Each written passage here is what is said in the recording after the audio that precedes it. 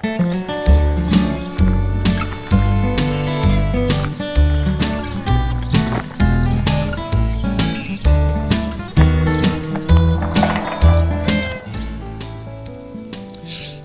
what you're cooking seems to have come together nicely and is thick and fragrant, but doesn't taste like much of anything, add more salt. Salt is food's mouthpiece. Acid also helps food find its voice. Add a squeeze of lemon, a drizzle of white wine vinegar. Add a light pour of olive oil or a pat of butter, whether the recipe told you to or not. And Terry adds, rather than starting with salt to bring flavor forward, I first use an acid, leftover wine, not sweet, a squeeze of real lemon or lime, red or white wine vinegar, and then I move to salt. And when those fail to punch it up, it's probably fat you're after. Often tomato-based sauces benefit from a pat of butter, but don't tell my Italian surrogate grandma who taught me how to cook. Welcome everyone, it's week 15. We're getting close to harvest festival season down at the farm, and if you haven't seen the latest notices, David and Kristen have opened the farm so that starting the first weekend in October and forward to Halloween, the farm will be open for pumpkin picking 7 days a week. Check the blog site for particulars though before you go. Lots of safety protocols in place to make it a safe place for your family, so put that on the calendar. I can't believe what's in the box. You will receive some portion of this depending on the size of box that you've purchased. And then I want to go through that as well as do a little bit of show and tell for those of you who are meat eaters.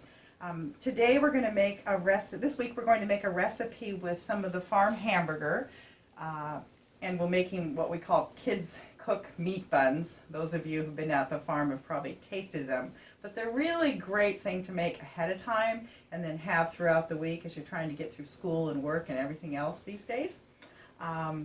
We have eggplant relish that we teased you about last week. This is the finished product, and it is really bright and flavorful and will keep for months and months in the fridge. This is the jar. Now I have probably 5 jars like this in a fridge stashed away for the months to come, and that way if somebody inadvertently sticks their finger in one, the whole batch doesn't go bad. But it's really good on hamburgers. We had it in a wrap yesterday alongside richer pieces of protein, especially in the deep winter when you really want those bright flavors. So that's what we did with the eggplant last week. This is confit. Now this isn't French duck legs put in confit. This is what you would know as the ham cut off of a hog. For those of you who may have ordered a half a hog or a whole hog from the farm, if you don't like ham, cured ham, or you would rather try something else, you can ask the butcher just to freeze that leg whole for you. And when you get it back, it'll take a couple days in the fridge to defrost, and then you can cube it up. You end up with about 5 pounds of meat per leg, back leg, and 5 pounds cooked slowly, and I'll walk you through the details, ends up in about 7-pint jars like this. This will keep for months, several months in the fridge, and now what you have is olive oil infused with all that flavor, and you're 3/4 of the way to many, many meals. So that's one of those quick go-to things that we like to have in the wintertime. What have we got here? We've got beets coming out of the field. I can't believe we're still getting more corn. We're having corn on the cob, Ken, tonight. And then either broccoli or cauliflower and lettuce. A few more roasting peppers. God bless the people working in the greenhouses. I think we're going to actually tuck those into our meat buns because I'm going to be feeding grown-ups this week. Some lovely little zucchini. Those can be easily pan-fried, but I'm thinking they might make zucchini boats too, the fresh ones with the tomatoes. We have kohlrabi again. Ken and I are so hooked on that for snacking throughout the week. We just pre-cut it and have it in a bag ready to go. The Savoy cabbage is going to go in our meat buns as well. And then the first leeks out of the field. Aren't those gorgeous? Next time you see a farmer, tell them thank you, because these are not fun to harvest. But they are gorgeous and they're so flavorful. And I will take a minute this morning to show you how to open them up and clean them so that you don't end up with gritty leeks once you're making a soup or a sauce or a tart, a vegetable tart. There is a favorite tart that we like to make, and I'm not sure that recipe's up. We might have to put it up, where you make a free form, just your favorite pie dough. You roll it out on a baking sheet pan, and you put caramelized onions down, a little Gruyere cheese, and the caramelized onions can be leeks instead, and then it's really fancy. So that's a fun picnic food to make. Apples are coming out of the fields. They're so good, and our grapes, and a few more tomatoes, precious tomatoes, and lettuce. What am I missing? I think I got everything. And there's one other thing behind me I wanted to show you. You can look on the website if you're interested in wanting to know what to do with lots and lots of greens coming out of your garden. Now this is 3 or 4 different varieties of kale. It filled an entire bus tub, you know, those gray tubs I use down at the farm, standing up. This was out of my garden. This will fill 2-gallon Ziploc bags and store. So it was dried on those 10 racks. And we use this to put in polenta. Or you can rehydrate it and put it in risotto as well. Or any kind of grain dish, really. Or soups. Just remember, when you rehydrate greens, really anything, don't put it in salty. Always rehydrate it in fresh water first. The directions for how to dry your greens are on the website for those of you who are also gardening or trying your hand at it. So we have lots to cover this week, and we will visit with you throughout the week and give you some more detailed instructions. See you in the kitchen. And I want to show you very quickly how to clean a leek. So we're going to trim that tail off. And because they grow over many, many months, they can accumulate fine bit of silt from the farm. You don't want that in your soups or sautés. So we'll take it off, and I cut it right about here. I'm going to wash this thoroughly, and I'll probably put this in a bowl to soak and take it apart. This is great soup stock flavoring, so don't pass it up. It's too tough to really cook, but it is full of flavor. I'll give it a quick rinse right now, but it's going to go in a bowl because you can find some grit. I don't want that in my stock either. Now you've got this trimmed leek, and we just cut it longitudinally like this, like so. And then I run it under cold water like this, and I just fillet it open like that. And that way you're sure to get the grit. Let the water run through there. Like that. And that ought to do it. Let it drain. I'll do the same thing to this. I don't like to cut my leeks until I'm ready to use them, so they can store in a loose bag. This one looks a little wilted, but take that off.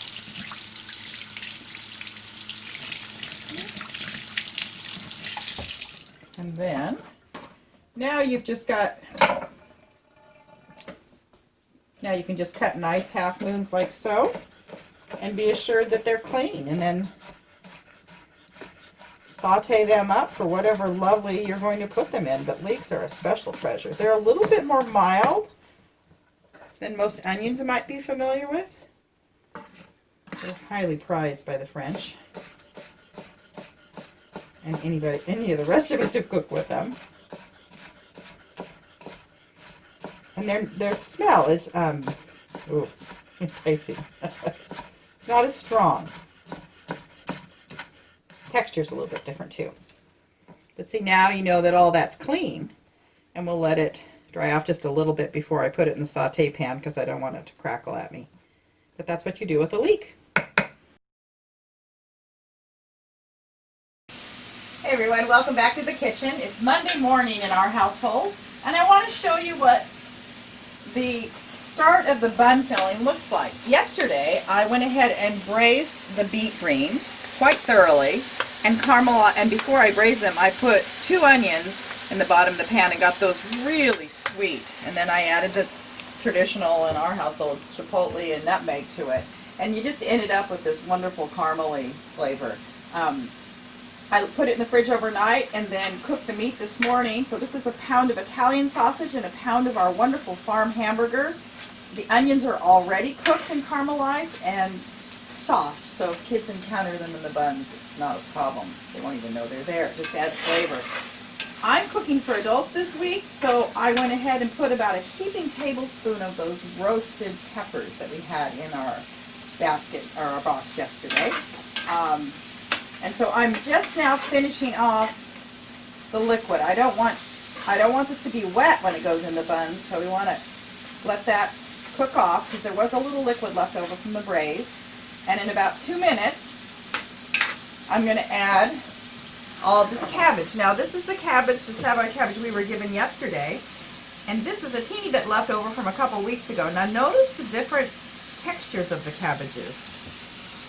Isn't that interesting? So this one could easily be used as a salad, and you wouldn't even know the difference, other than a different flavor. This one requires either finer shred if you want it in a salad, or just a little more cooking. So it depends on which cabbage you have as to how much time it's going to take to cook. Don't be afraid to mix them up. And you hear that sizzling now? The water's gone, and you can just hear the olive oil and a little bit of the fat that's in there from the Italian sausage. And we're going to go ahead and plunk the cabbage on top of that. And we really do want to cook this thoroughly down because the cabbage is going to release a fair amount of liquid, and we want that to cook off.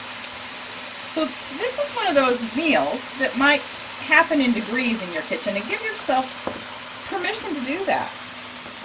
Often I'll pick 1 or 2 cooking projects for the week, and then we build meals around them. I always tell folks, I don't cook every night from scratch. I just have building blocks. Do the same for yourself. Give yourself that permission. It makes life a lot easier. So yesterday, when I was triaging the box from the farm, I braised the greens. So this morning when I got up and got chores done, that was already cooled and ready to go. All I had to do was chop up the cabbage, which I'd already washed. A little note, with the rains that are coming and the time of year it is, it's a good idea to cut your cabbages open and cut them in half and just submerge them in a lightly salted water, because sometimes little biological lively foods come out of there. You don't want them on your plate.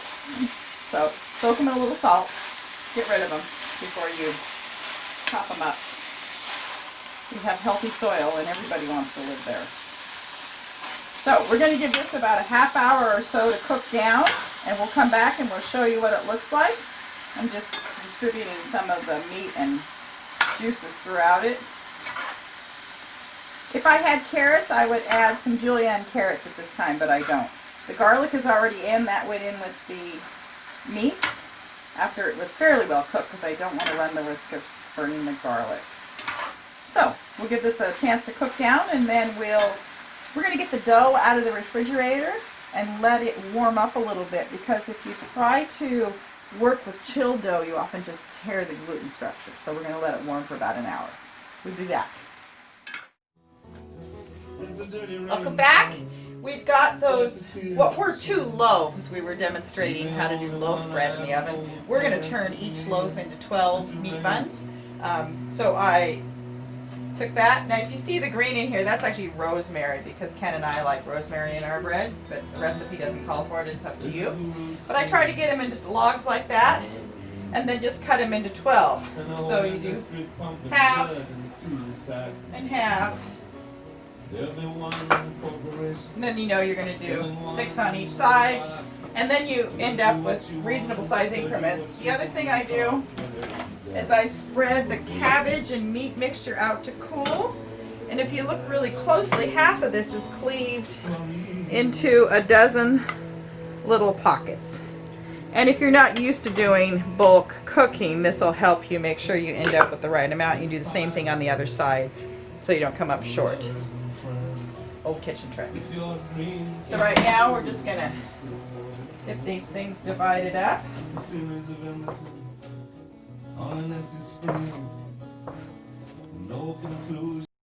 So I'll get a piece about this size, no bigger.